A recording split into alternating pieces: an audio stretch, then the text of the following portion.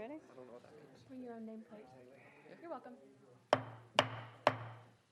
Welcome, everyone. I call this meeting of the House and Children and Family Affairs Subcommittee to order.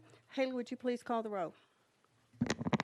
Representatives Bricken, Eldridge, Farmer, Gillespie, Harris, Stewart, Chairman Littleton. Here. Madam Chair, you have a quorum. Thank you. I want to make a few introductions today, and I also want to welcome Chairman Farmer. He's taken Chairman Carter's place, who we all know that passed away last year and broke all of our hearts, and we sure do miss him, but we do welcome you, Chairman Farmer. Thank you for being with us.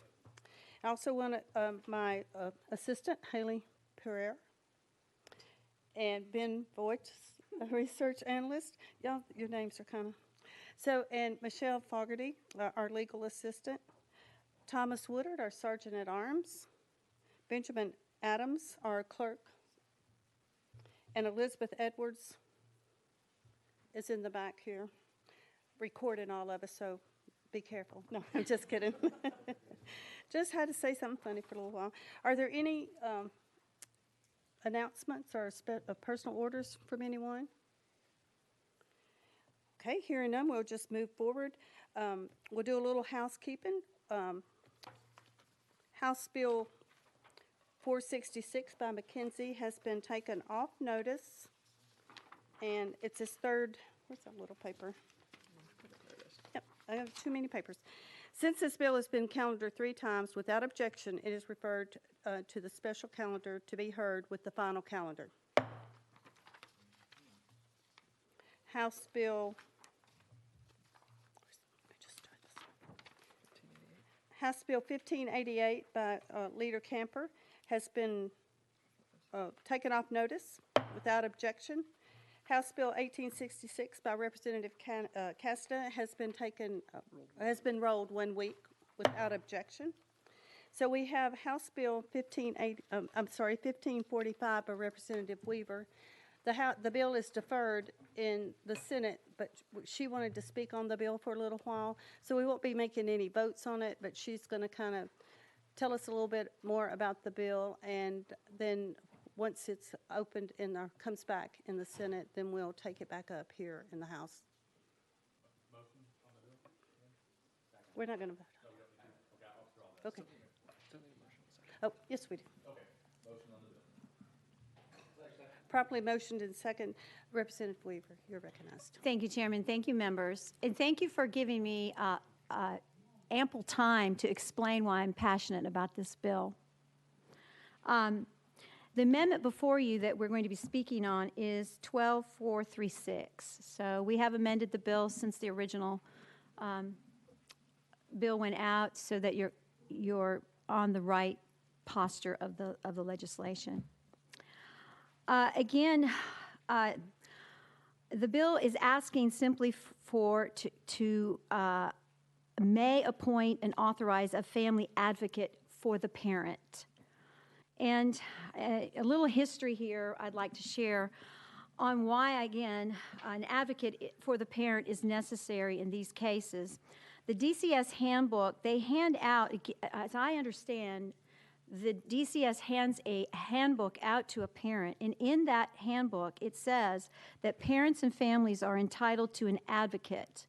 And we ask, why an advocate? Well, an advocate is able to help someone, whether it be a parent or an advocate in medical advocate or lawyer advocate, or there's numerous advocates, to help them understand and exercise and protect their rights. And DCS, in my humble opinion, is an adversary to the parent. And why do I say that? It's because they cannot fairly provide this within the agency because basically their function is to investigate child abuse and operational function. And I'm not saying that's a bad thing. I'm just saying that they're tasked to do that. And I applaud the department in areas where there's child abuse. Yes, we need to fix that, most definitely. But it's not always that way, and that's why I'm here to ask that we appoint an advocate for the parent. DCS operates, again, as I said earlier, their function is to investigate child abuse and manage the custody of children. And that is actually proven just in the budget piece that we get for children's services and how they spend their most money. Again, it's kind of like a checkbook. My dad always said when you have a checkbook, you find out where your priorities are, how much money goes here, how you can tell a lot by a budget and where all the monies go. And on the budget that I have we have before us in needs and custody support, over $417 million is spent in those services, and adoption services is $143 million, over $143 million.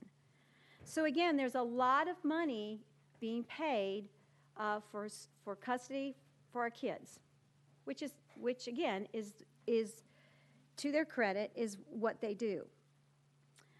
But here's the premise of what I'm trying to seek. Once a family is in the system, they face an administrative path and a legal court path. I'm talking about the parent. They have meetings with DCS outside of the court process, and they are also engaged in services and individual meetings with DCS representatives. And there is a complex web of policies, procedures, rules, and regulations that are beyond common knowledge. So the purpose of this advocate, again, members, is to help the parent understand the policies and regulations outside of the court process and support family towards reunification. Now, I don't know anyone in this room who wouldn't be for keeping families together. That should be our first priority. And who would not support the parent in this process with an advocate just to help that parent understand? A lot of these parents, they just don't have resources. Many of them haven't even graduated from school, and that's not a negative. I'm just giving you the reality of boots on the ground and what's going on, especially out in my district. Now, the legal representation versus advocacy. I know DCS had some concerns about how all this plays in the mix, but we are living in a world where advocacy is well known. I just want to reemphasize that. There are disability advocates, there are medical advocates, there are special education advocates, and they serve a role distinct from the legal representation. A parent's attorney, most of whom are court-appointed because of poverty, are focused on their legal work such as preparing the motions, the court documents, preparing witnesses and subpoenas, and appearing in court multiple times. And they are not required to engage in the administrative track of the process. So these attorneys have a cap on the amount of hours they can get paid so that they must manage that time to prepare their court cases. Another concern DCS had was confidentiality. DCS stated that the procedures and information are confidential, as they should be.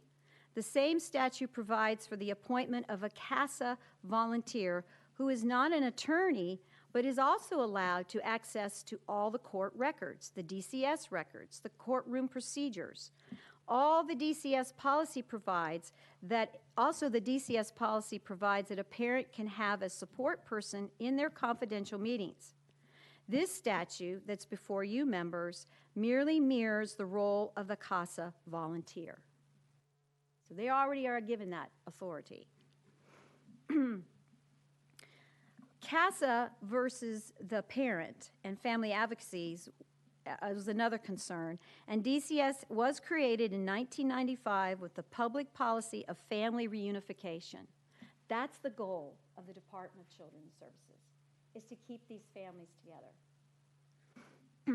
One of the major traumas, and when you do the science, that a child has, the root of their trauma is being separated from their parents. Divorce is heartbreaking on children because it separates that unification.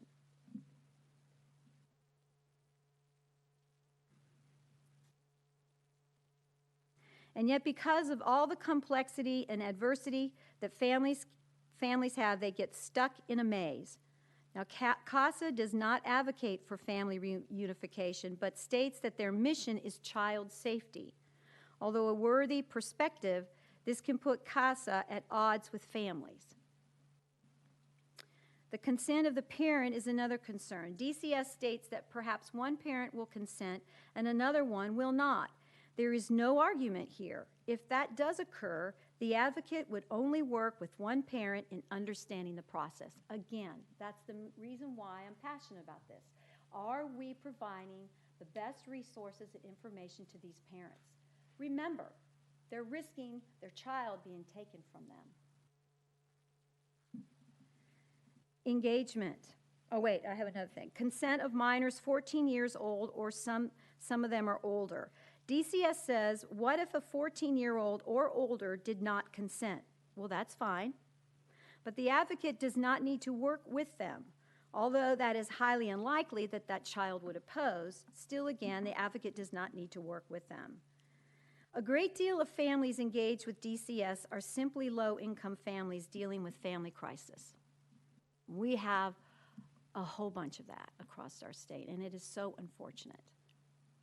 But the purpose of the advocate in this bill and the spirit and the intent of this legislation in front of you is to make their engagement with the state agency more effective and more efficient. That's all I seek to do. And again, what person in here would not want to do everything in their power and make sure every stone is lifted to make sure that that parent understands the process to keep their children?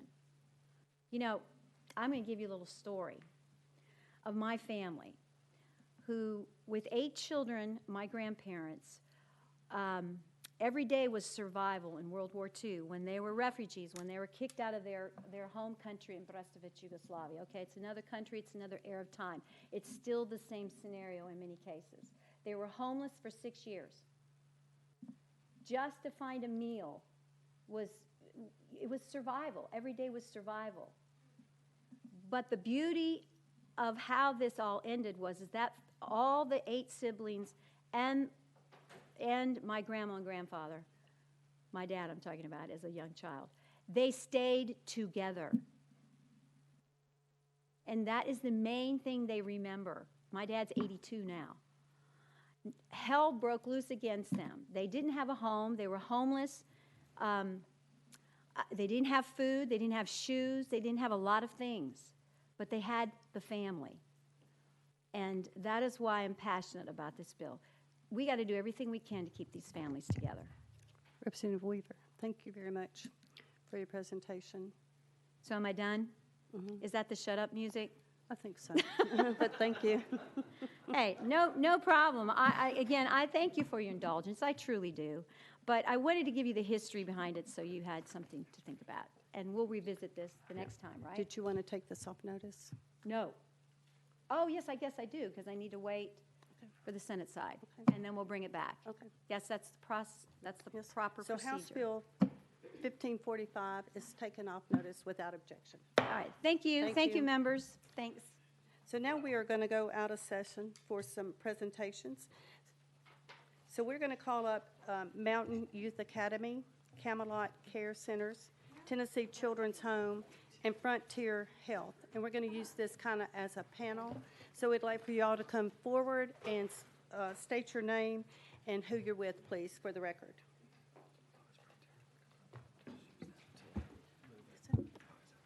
Eric Dunkerley, I'm with Universal Health Services and Mountain Youth Academy. Dustin Keller, and I'm with Camelot Care Centers. Brian King, and I'm with Tennessee Children's Home. And thank you very much for being here. So we were going to let you all go ahead and do your presentation at one time, and then we'll ask questions later. So proceed. Could you pull the microphone closer to you, or make sure that the red button is on? And speak a Absolutely. little louder, please. Yes, All Madam right. Chair. So if you'll go back and state your name and who you're with, please. Thank you. Absolutely. Eric Dunkerley, I'm with Universal Health Services and Mountain Youth Academy, as you listed. Thank you. Dustin Keller, and I'm with Camelot Care Centers. Brian King, I'm with Tennessee Children's Home. Thank you, Madam Chair. And thank you for your time and this opportunity. I promise to be brief and to the point. I'm here to represent Universal Health Services. We have 10 programs located between Shelby and Johnson County, so that's pretty much throughout the entire state. We have and represent over 1,000 inpatient beds. We provide care to approximately 3,000 individuals per year. We employ approximately 2,000 individuals with annual incomes of over $100 million. The main reason that we're here today is to thank you for your support and to thank DCS and Commissioner Nichols on the budget that was presented and granted. So we are grateful for that. We're grateful for the efforts of DCS, the continued support, what we believe to be a renewed relationship and partnership. We've seen a lot of collaboration, conversation, and decision-making made from providers in unison with DCS. At this point, we feel very heard by DCS, and we're very grateful for that. We ask that you continue to support Commissioner Nichols' budget as it passes through the General Assembly as well. Without these efforts, we believe that we will, in the very near future, face a crisis within provision of care in our most at-risk populations in the state of Tennessee.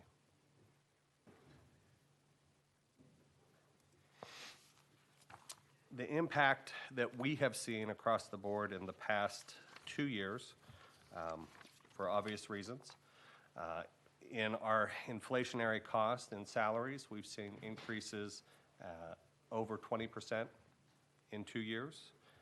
Food costs in provision of care have went up 19.3% in 2 years, and controllable costs overall have went up 16.9% in 2 years.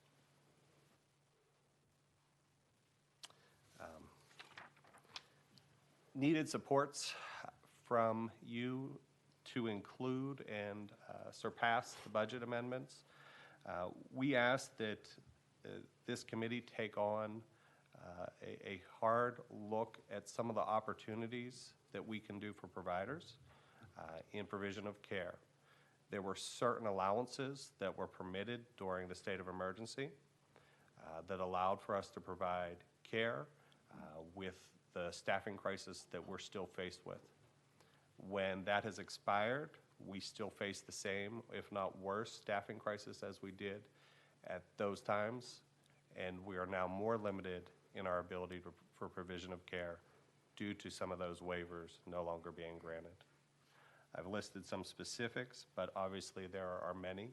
Telehealth is one that is very helpful, especially for community providers. I would be happy to provide data or to examine things in great detail as far as when you have somebody in an outpatient setting that is 100% compliant with meetings and sessions versus somebody that's now again required to be in person, and those compliance ratings go down to maybe 20% or 15%. So that's one clear example. Another would be in mental health, the provision for LPNs to provide similar level of care for that RNs would be. Obviously, in the state of our society, RNs are in high demand, and there's a nursing shortage across all states, but Tennessee as well. And then obviously one of the things that Tennessee is already looking at aggressively, and I commend Tennessee for, and that's in education. There are education shortages pretty much everywhere. In my home school district, my children are now limited to 4 days of school per week based on teacher shortages. So when you're talking about that in the private sector or in the public sector, such as in a mental health treatment facility, I hope you understand that we typically do not get the first opportunity at teachers. We teach year-round, and we teach a specialized population. So that has become increasingly difficult for us. So that would be one request and suggestion as far as how we could help the community. And in closing, I would say in an era where we're calling healthcare workers heroes, let's do everything we can to support their living wage so that when we're seeing advertisements for people that are working within both the public, private, and nonprofit sectors for children and families at the highest risk in our population and communities, that we're not advertising rates less than fast food. Thank you for your time. I appreciate it. Thank you, Madam Chairman, for allowing us to be here today, and thank you to the committee for allowing us to present. Camelot Care Centers is a foster care provider that provides a continuum of care services from level 1, level 2, and level 3 services. We provide the majority of our services in foster homes, which we license and recruit and maintain with a contract with the department. We're also a mental health, behavioral health provider, providing outpatient medication management, intensive in-home services, and medication management services in homes. And so to echo what my colleague said, you know, we really appreciate the department's collaboration and partnership in this process. Commissioner Nichols has fought for providers to get 2 rate increases in the budget, and we're eternally grateful for that. It has certainly helped us recruit and maintain a very educated and specialized workforce. We want the best of the best working with these families, as Representative Weaver said, so that we can unify families and send them back home. We know that children are best served in their own homes. And so I agree with some of her comments around making sure that we can put these children back in safe and healthy homes, back with their biological parents when necessary. But there comes a time where they do need to be cared for by the state with providers like us. And so we want the best of the best providing services to them in those homes to help them get back to where they can be with a biological family.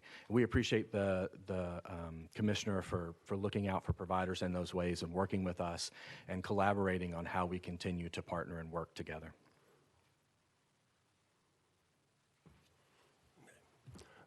Thank you, Madam Chair. I'm Brian King with Tennessee Children's Home, and our agency serves residential population. Our contract is level 2 special population, and we have residential campuses in the Henderson, Tennessee area, in Knoxville, and in Spring Hill. And we have independent living services and homes for displaced families up in Clarksville. We provide 24-hour a day, seven days a week care for at-risk youth that have family problems, educational issues, behavior issues, and many of them have drug and alcohol issues. We provide 24-hour awake night staff. All of our programs are accredited, including our 3 schools that are each on our residential campuses. We do operate the 3 schools in order to help our program be able to get kids home faster and help them catch up educationally. We offer family, individual, group counseling to all the residents and families by licensed counselors. In the past 6 years, Tennessee Children's Home spent over $20 million on new facilities and on renovating current facilities. And all of this came out of from funds, not from the department. They cannot help with capital expenses. So all of that is raised in some other way with donations. And I went back and asked my director of finance to give me a number on what our average daily cost was, and he picked 2020, which we know how much fun that year was. But our census was down in 2020, our costs were up. And just to give you an example, at Tennessee Children's Home, our average cost per day was $258 a day per child, and our per diem is $141.75. And that was just increased by, I think, $6.75 last year, and we do appreciate that. Our level of care has only had 2 increases since 2006, according to the records that I found, and they both been within the past 5 years. So I appreciate Commissioner Homrich started this, and Commissioner Nichols has taken up and really tried to get more for providers. And you know, we all providers can use more help financially. We can't pay the beginning wages to match fast food chains. That's already been mentioned. We can't find qualified teachers any better than the public school systems can, because we deal with kids who primarily have been kicked out of school, and we have to bring in teachers that understand and that these kids have behavior issues as well as alcohol and drug issues. So we've been paying overtime due to COVID. And at Tennessee Children's Home, our medical premiums increased by 40% in the last 2 years, which was about a $12,000 a month increase in our operating budget. So We do appreciate the commissioner asking for more funds to help providers, and I believe this is the most that's ever been asked for. I may be wrong, but I've worked with the Children's Home for 40 years. I know I don't look that old, but I did. I have been there that long. And I do appreciate her doing this, and I hope at some point that we can get to the point where providers are given a rate increase if the department is giving their employees a rate increase, that we get the same percent, because it's hard for us to give raises if we don't get some form of an increase every year. So I again appreciate what she's trying to do. I hope you all will support that, and I thank you for your time. And thank you guys for being here. We appreciate the presentation. And we wish it was a perfect world and we didn't have these problems, but we do. So we're fortunate that we have nice, intelligent groups to help us out with the children that can't go home. And yes, we want them all to go home, but realistically, we know that some of them are not going to be able to go home. But I think I'm going to ask every one of you guys, so y'all get ready over there. If you had a wish list, even if, no matter how big it is, what would be your number one wish? Besides money. For anything in the state of Tennessee? With everything that you work with, what would be your, and you had a wish list, besides money, because we all Sure. know we need money. We all Sure. know no one is paid enough, but, Sure. and especially those that are taking care of our children, I understand that. I think they should be some of the highest paid people, but that's not up to me, unfortunately. But if you had a wish list, what would be at the very top of that wish list? I think prioritization, and not always in finance, right? I think our society is moving in a direction that isn't always focused on healthcare, mental health care, or children. And I find that very difficult. So whether it was, in a perfect world, our services really wouldn't be needed. And I'm sure the three of us would love to retire or find something else to do. Prevention is very, very important. Aftercare is extremely important. And I don't think any one of us, even those that focus mainly on residential care, would tell you that we would think taking a child out of a healthy home is at any time a good idea. And I won't speak for DCS, but from my interactions with them in the state of Tennessee over the past 10 years, I feel very confident in saying that that's also their mission. So I hope that answers your question. I would agree with my colleague about prioritization, but I would also say more folks willing to step up and open their heart and their home to the children that we do need to find even a temporary placement for. We do need more foster families to step up and be willing to take these children. And we provide mostly residential care, and I was going to say finding the qualified employees we need to work with these young people from troubled backgrounds, it would be my wish list. So I'm hearing basically better or more foster care parents is on the top of the list. So we'll have to figure out how we convince people across the state to do that. So, and I think we're going to be working on that some this year. So thank y'all for that. And I think that answered the rest of my questions too. So we'll open it up. Representative Bricken, you're recognized. Thank you, Madam Chairman. I'm still trying to get my head around the umbrella of DCS. I'm not sure if I'm going to live long enough to ever figure it out. And so, again, I was hoping, I kind of wanted to go back to each of y'all's presentation and kind of hear more exactly what you do, because I didn't kind of hear that. And I'm not sure in Tennessee how many of you are out there. I don't know how many providers that DCS touches or connects with in the state. So in how they farm out, and how, I'd like to know how y'all are organized. Are y'all all nonprofit 501c3 charities or for-profit? And so I know that's kind of a broad question, but if you can help me out with it, I appreciate it. So We'll let y'all just kind of go along and answer the questions as you please. Sure. If it's okay, I'll start and then let my colleagues jump in. So the way I think of it, Representative, is there's sort of three areas that I work in with the department. One is a preventative service where the child is still in the home, and they're trying to preserve the family unit, and so we put staff in the home to work with the family and keep them in the home. Second option is they come in and they go to a foster family, a family who's been trained and certified and licensed, and they come in and we send staff into that home, work with the child and the foster family to try to get the child at a place to manage whatever behaviors might be, provide whatever services are needed around mental health or physical health, and also to work with the biological family around whatever their needs might be to help the child get back home. The third option is residential services, which is where some of my counterparts come in, or group congregate care. And then the child would go there for more extreme needs, where they need the structure and the security that a facility can provide in ways that sometimes even a foster home can't provide.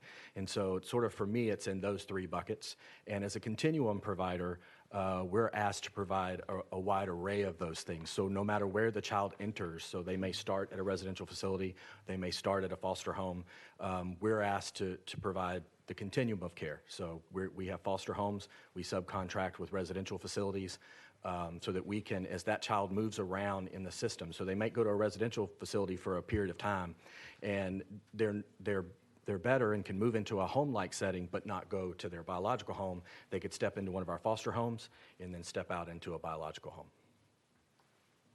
And how are you organized? Oh, sorry, sir. We're an LLC, so we are for-profit. Okay. And can you roughly, you're in Middle Tennessee, aren't you? We're a statewide provider, so we have 18 locations across the state spread out, and we serve every county in the state. You could consider the two companies beside you competitors or not? I don't. We actually subcontract with both of them, and so we work well together because we need each other. There's enough of this work to go around, sir. Are there other companies like you? Yes, sir. I'm not sure how many providers. So that are out roughly there. 53, something like that, providers. So some are smaller, so some might have a few homes, some might have just residential facilities. But again, we all work very well together. We meet and talk about issues at times. And again, there's enough of this work to go around, so I don't consider us competitors. We're all in this together to do the right thing by these children that are in our care. Thank you. Yes, sir. Sorry. Yeah, Tennessee Children's Home is a private nonprofit organization that began in 1909 in Columbia, Tennessee. We're a religious affiliated with Churches of Christ. And so we began as an orphanage, and through the years, there's no longer a need for an orphanage. We are now considered a residential treatment facility. We primarily serve young people that are in the state of Tennessee custody. Some could be dependent neglect, some are juvenile justice. But they have all had issues in school and at home, and a lot of them have had drug and alcohol issues, and they can't make it in a foster home. And so we're considered a level 2 special population. There's 4 levels of care in the state, and I think y'all are level 3, I believe. 1 through 3. Or 1 through, yeah. So about 85% of our young people, once they complete our program, go back to their caregivers.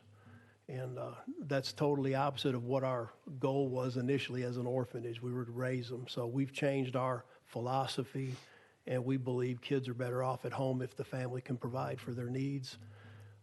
We probably have 800 or more Churches of Christ that support us statewide. We are statewide as far as services, but we serve probably 200 or 225 different youth on a yearly basis. We have 72 capacity for our level 2 program statewide, and we started independent living in Clarksville about 4 years ago. We purchased some apartment units so we'd have a place for some of our kids to go that couldn't go home. So that's what we do. Thank you. Thank you, Representative. Universal Health Services has, within DCS, what I would classify as 3 to 4 main service lines. I think there are probably about 7 to 9 actual contractually, but we provide foster care, congregate care or residential care for multiple levels. and also what we would think of as crisis stabilization, but really acute hospitalization in mental health hospitals.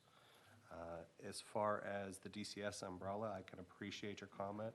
I'm sure it's shared by many, but if I could provide my professional insight, it's because DCS is often tasked with doing the unmanageable or the impossible, and so they have to evolve, and just like private providers, sometimes they're woefully understaffed, and they have to figure out a solution to an urgent or immediate situation that there isn't a playbook for. So I think it evolves pretty much continuously, and I commend them for that because that is a very difficult thing to do. To your competitor question, in the state of Tennessee, I don't believe that we are, though I wish we were, because I believe competition breeds excellence. In the state of Tennessee, the demand for this level of care or these services is so high, and service providers are continually diminishing, that we can't serve those in need today. So we could be, apple-to-apple competitors, and the reality is we still would have waiting lists in just about every level of care that we have, at any given moment. And again, that's a strain on everything. At no point should DCS be tasked with how do I manage these kids, where there's nowhere to put them. And so I think at times, I know at times they get some heat about that. But what's the playbook? That's for us as a society to help with. That's not for one person or one department to shoulder. And I think that's wrongfully placed upon them. We are for profit. We are privately traded. Thank you. Thank you. Appreciate that. Representative Harris, you're recognized. Thank you so much, Chairman. Earlier in your slides, if you could go back, there was one slide I was trying to, that's right here at the very bottom where it says assistance in providing assistance with regulations restricting degreed persons from becoming teachers within care providers. Can you explain where that comes from or what the reasoning for that and how we can help in that? Thank you, and I appreciate that. And I believe the state of Tennessee Department of Education is currently looking at that. I'm not an attorney, so I can't speak to it in great length, but I'm sure that we can get that provided for you. But essentially, the teaching certification and the requirements for such are restrictive. In a time where we're seeing diminished availability of teachers, we have the availability to employ degreed staff that we think are very educated, right, that have worked with children for decades, and put them in a classroom to provide that. But there are still rules and regulations around that prohibit or limit or limit those provisions.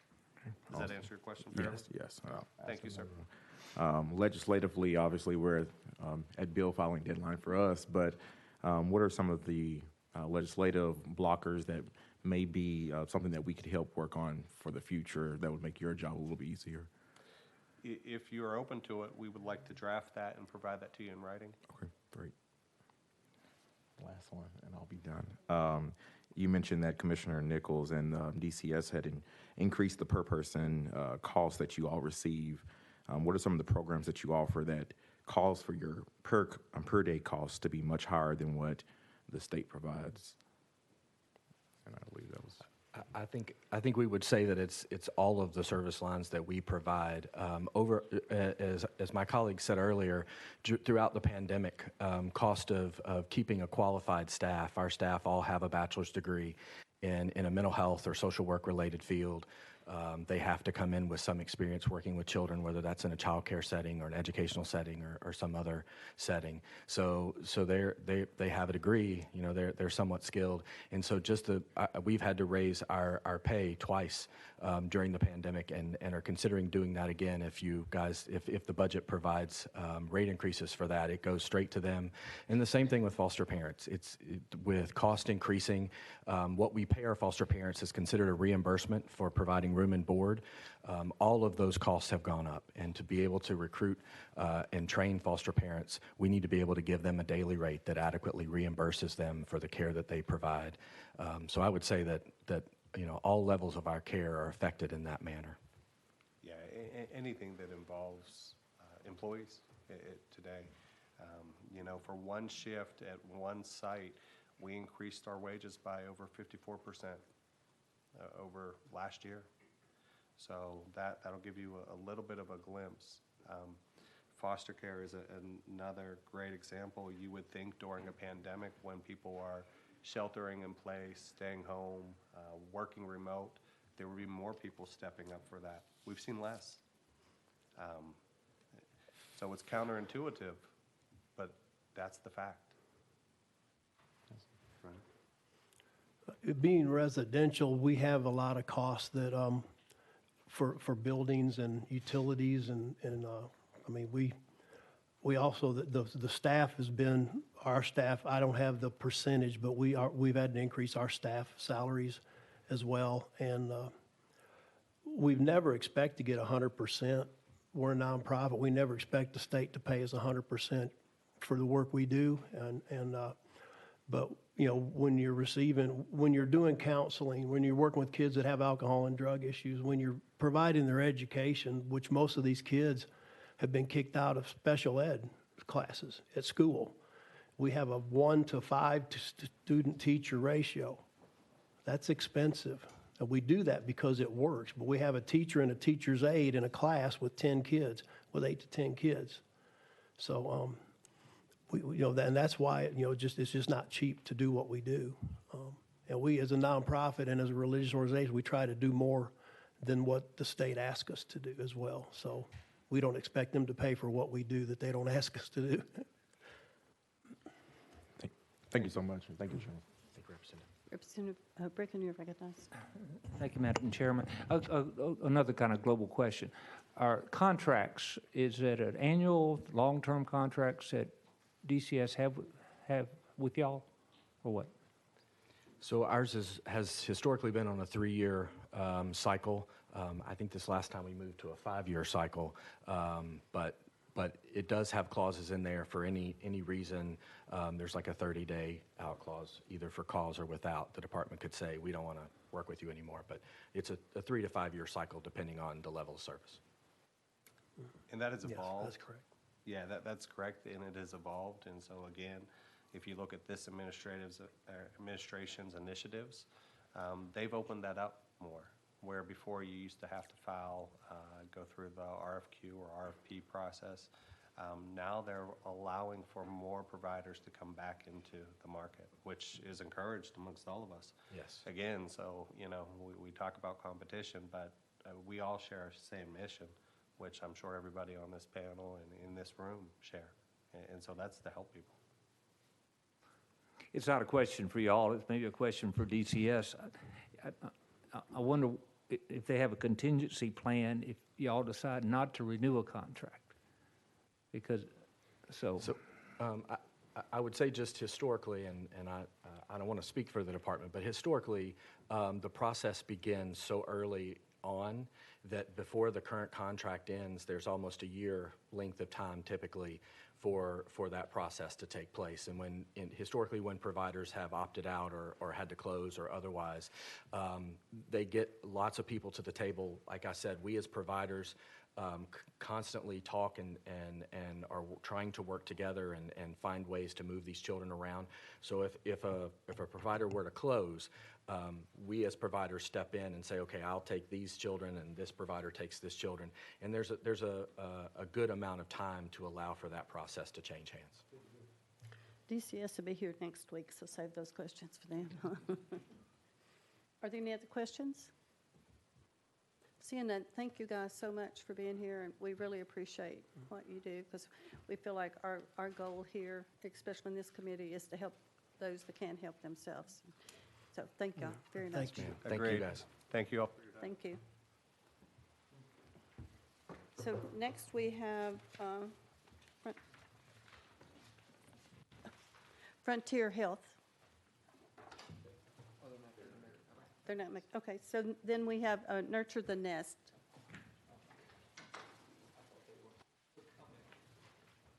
If you would come forward and state your name and who you're with, please, for the record.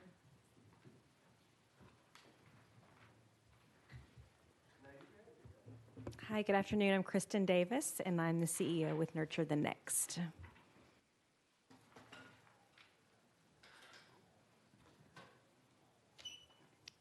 No worries.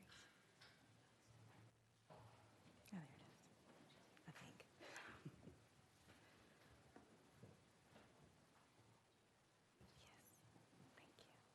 Do I just use these? Oh, thank you. Thank you so much. Thank you for being here, so just proceed, please. Thank you. Thank you, Chairman Littleton, and thank you all so much for having me this afternoon. As I said, I'm Kristen Davis, and I am the CEO with Nurture the Next, and I'm so thrilled to be here to share with you all a little bit about our organization and the work that we do. I'm so thrilled to be here on the heels of so many of my colleagues who are doing intervention with older kids. We actually work much more upstream, and our goal is to keep kids from ever having those experiences that will get them into those residential facilities and foster care situations in the first place alongside their parents. So we are formally known as Prevent Child Abuse Tennessee. Many of you may be familiar with us by our former name. We changed our name to Nurture the Next a little over a year ago to better represent the work that we do instead of the work that we prevent. We really feel like if we are going to nurture the next generation and have a stronger workforce and a well-prepared community to engage in the lives of those around them, then we have to begin now. And when we do that, we are working with the whole family together. So we work with children and their parents collectively together and really try to work with those parents to build the skills and confidence that they need to develop the health and wellness and well-being of their very young children. Our mission is to create a future for children and families filled with promise and prosperity. And realizing that to do this, we really want to see all children in Tennessee thriving and safe and stable and nurturing families and communities. We are a statewide nonprofit, so we have offices across the state. Our sort of headquarters is here in Middle Tennessee, but we have offices everywhere across the state, and all of our services are available in various counties throughout the state. So the reason that we do this and the how of how we do this is really through three main pillars, and I'll just sort of walk through what that looks like. Our first and biggest pillar is our in-home support to parents and providing that home-based support and that hands-on support to parents directly with their child present. And so we meet families where they are and work with them where they are. The second pillar is creating a lasting impact, working with two generations at once. So we believe that if we are going to make the strongest impact on a child, we have to do that with their caregivers present because they are the biggest influence in their child's life. And the third pillar is changing the landscape for families through our advocacy and education. So I'll just kind of walk through a little bit around why we do this. Many of you, I'm sure, are familiar with adverse childhood experiences and have probably been made aware of those. I know that it's been something that you all have been so gracious to receive training on and education on. But just to kind of quickly recap that, we know that healthy brain development can be derailed by toxic experiences that happen early in childhood. And these are lumped into three major categories: abuse, including physical, emotional, and sexual abuse; neglect, including physical and emotional neglect; and household dysfunction. And that can include living with a family member who has a mental illness, living with someone who has been incarcerated, there family violence occurring in the home, substance abuse occurring in the home, or even divorce and separation from a parent in that way. So when we see these toxic events happening in early childhood with no parental buffer or no adult to buffer that child from the experiences of those toxic stress situations, we see that the foundation of the brain changes, and it really wires the brain to function very differently well into adolescence and adulthood, and sets that child up for long-term future health and wellness challenges. So at Nurture the Next, we really want to prevent adverse childhood experiences from happening before they even occur. And as much as we can, realizing that we can't prevent every trauma in a child's life, but if we can buffer those caregivers around them and bolster those caregivers around them, then they will buffer those kids from the long-term impacts of the toxic stress as it occurs. So we do this, again, through visits with families in their homes, building parenting skills, reaching 2 generations at once, and partnering with agencies and businesses across the state to access parents and children and provide them with training. We really believe that it's every adult's responsibility to protect children in their communities, but sometimes it's really challenging to know what that looks like or how we do that. So we provide training to adults in communities across the state to help them prevent abuse and neglect from occurring before it starts where they are. And we also really believe that if we're going to set the future generation up for health and wellness, a strong workforce, we start when kids are really little and start now. So many of the parents that we serve are survivors of their own childhood abuse and neglect.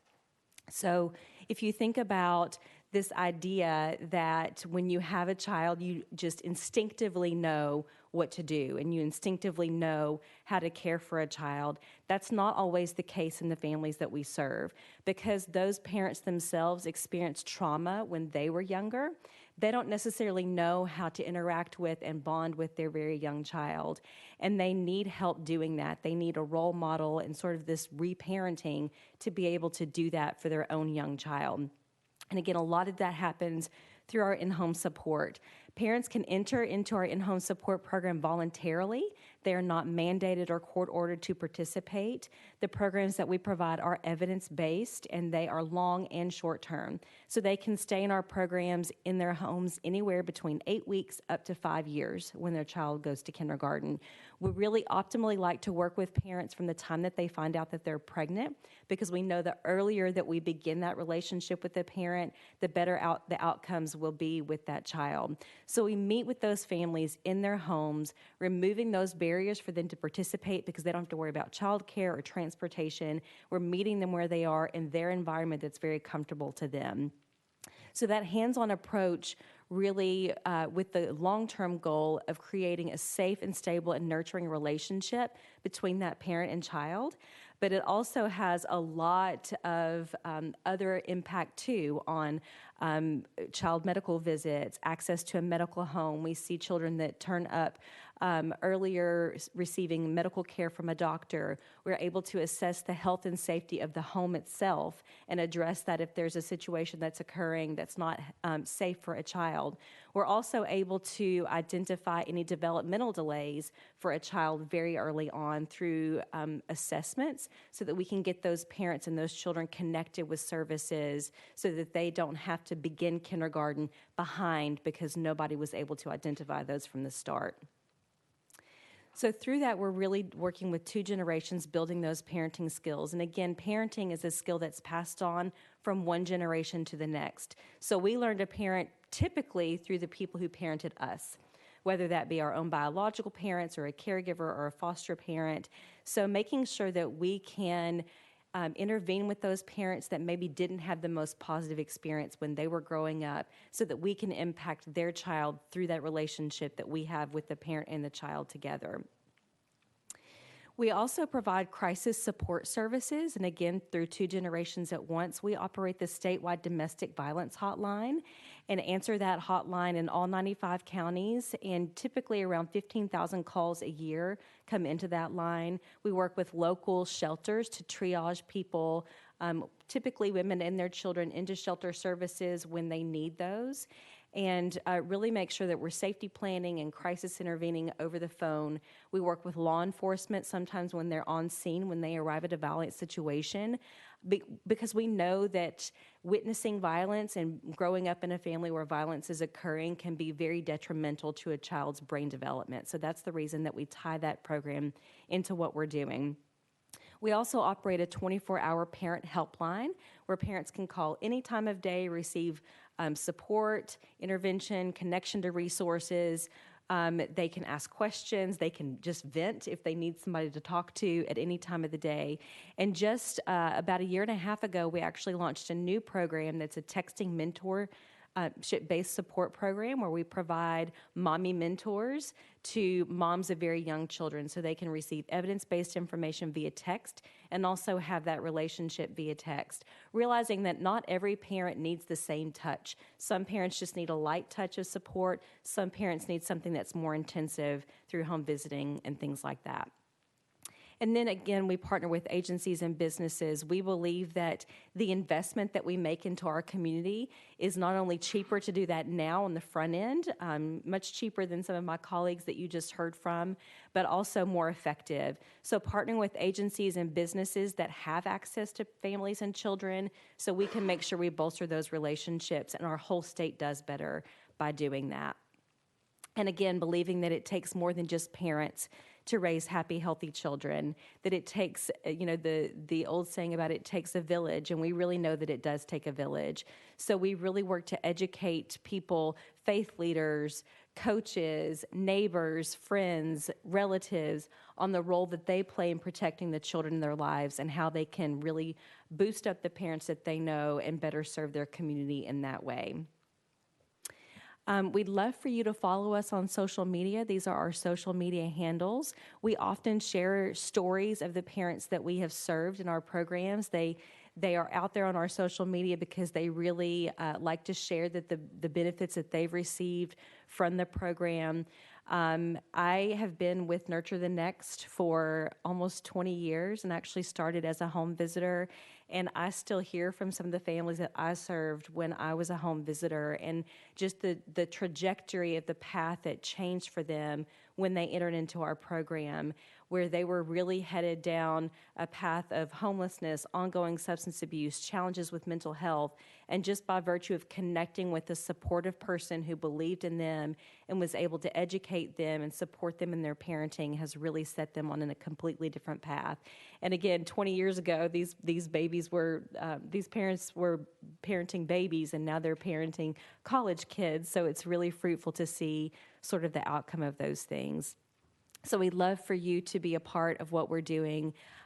We are so thankful to the legislature for supporting especially evidence-based home visiting and the work that we've been able to provide with other partner agencies in the home collectively through that support, through the governor's budget, as well as just really believing in the work that we're doing. So I'm happy to take questions. Again, thank you so much for allowing me to be here and share about the work that we do.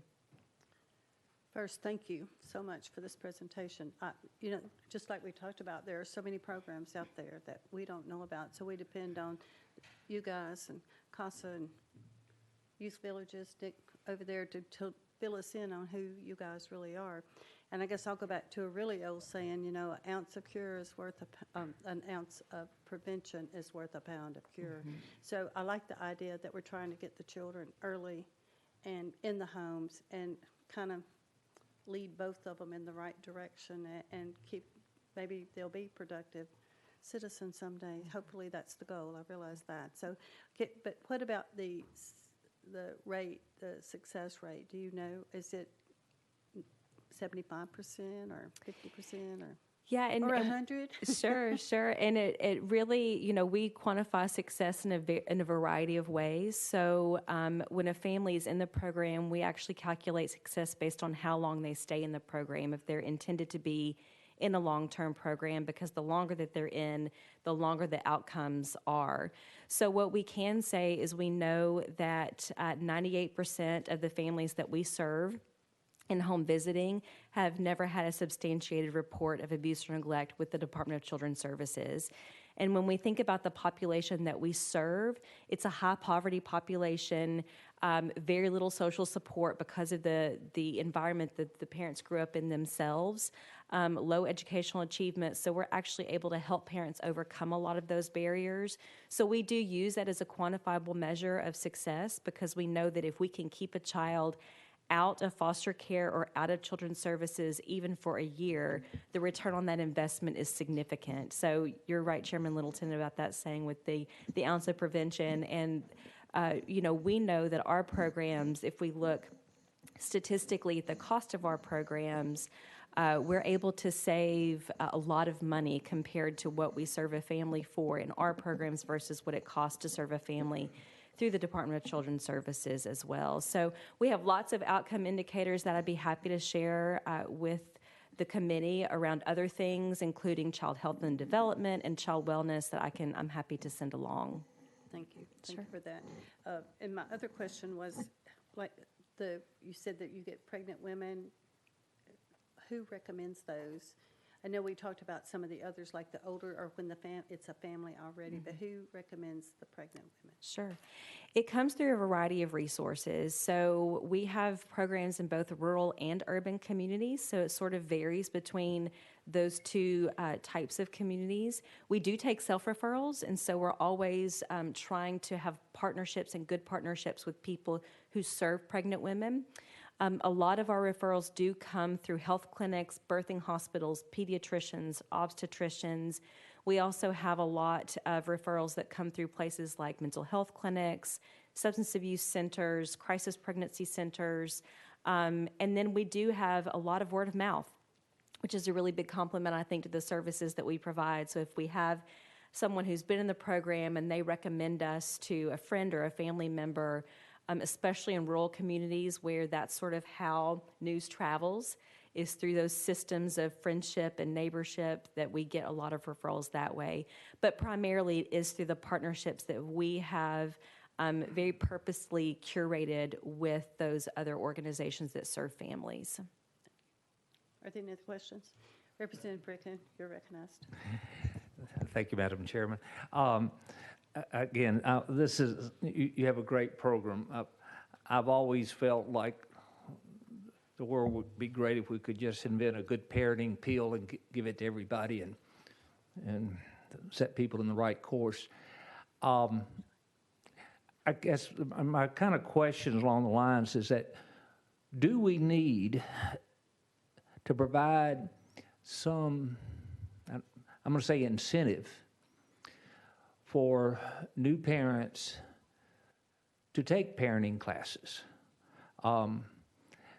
It seems like you're getting them, or they're realizing they're weak in parenting roles, but there are a lot of people that, a lot of parents never come to you. And should we somehow encourage, because I don't think, other than your program, there's really no programs out there to give parenting ideas about nurturing and bringing that child, because I do believe there really is a gap from birth to schooling, that these kids are in an environment, and there's just so many things that parents, if they had some level of improved skills, and they don't even realize it, sadly. Sure. So I just, I always thought about, once they leave the hospital, they get a $500 voucher that says, if you'll take a parenting class, here's $500. It would be, or $1,000, be some incentive for them to take a parenting class.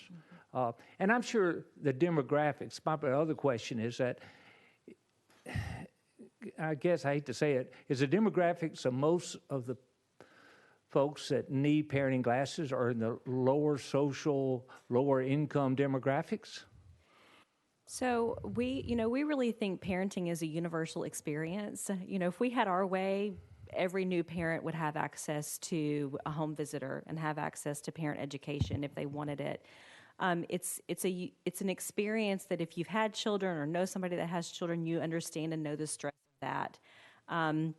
So while we contribute the majority, if not all of our resources to those vulnerable populations of parents who are high poverty with low support, who have their own history of trauma, because our resources are limited, and we want to make sure that we're getting the biggest bang for our buck in terms of who we are serving. However, we also do realize that there are parents outside of that could use the assistance. So we don't want to stigmatize the need for parenting help. And I think that that's such a big challenge. Is there's this idea that if I reach out for help as a parent, that means I'm a failure or that I'm a bad parent.